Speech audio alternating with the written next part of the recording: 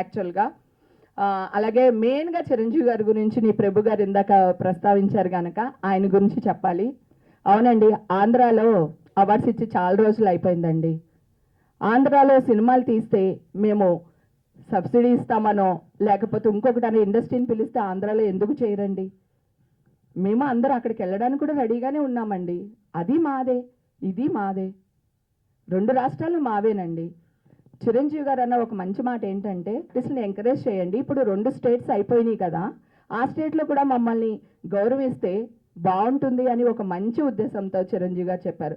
దాన్ని కూడా సిలవల పలవలు చేసేసి ఇష్టం వచ్చినట్టు తమ్మునేళ్ళు పెట్టేసి మాట్లాడుతున్నారు. సరే, కాస్ట్ కౌన్సిలింగ్ గురించి మాట్లాడారు, నేను మాట్లాడాను చాలాసార్లు, చాలామంది మాట్లాడారు.